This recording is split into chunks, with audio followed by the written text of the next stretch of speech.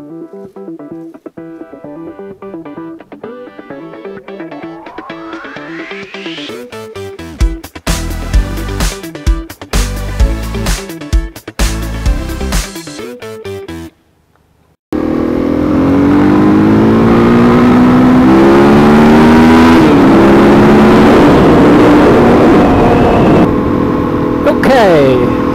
so today I'm going to talk about synaptic connections and synaptic transmission. Alright.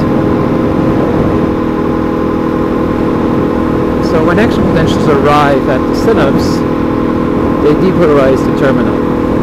So the action potential comes in, it makes the membrane potential more depolarized. When it does so, it activates voltage-gated calcium channels.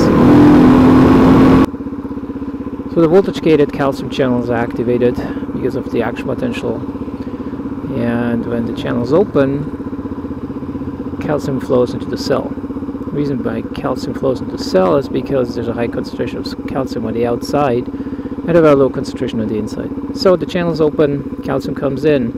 Calcium now is a trigger for exocytosis in the synaptic terminal.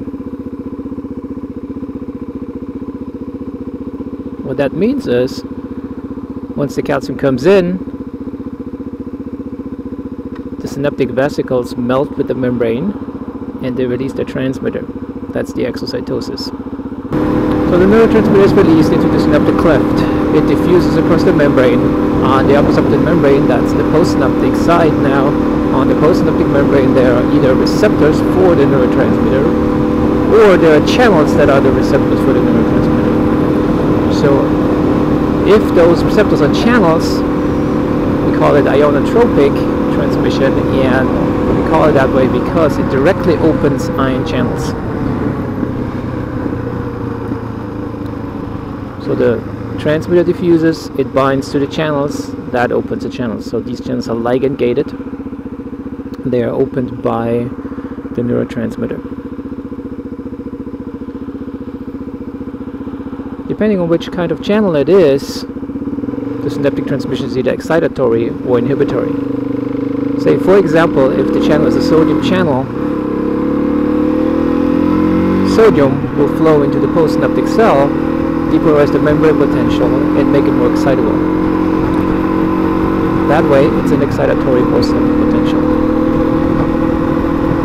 If the channels are potassium channels, however, or chloride channels, typically what's happening is that the membrane potential is hyperpolarized and the postsynaptic cell is less likely to fire an action potential. That means that the synapse is inhibitory.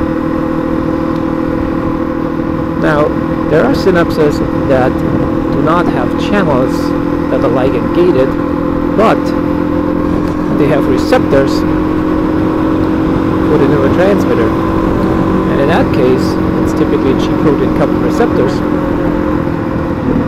The neurotransmitter binds to the receptor. That receptor then, via a cascade of second messengers, either opens or closes ion channels. So it's an indirect effect.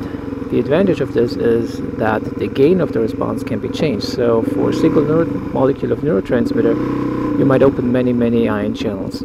With an ionotropic channel, you can't do that. So once the ion channels are opened, the postsynaptic cell is either excited or inhibited. Now, to stop this response, the neurotransmitter has to be removed, and that can happen in many different ways. For example, there can be an enzyme that breaks down the neurotransmitter in the synaptic cleft. That's, for example, the case with acetylcholine, where an esterase breaks down the acetylcholine, and then the metabolites of this esterase are being recycled in the presynaptic terminal.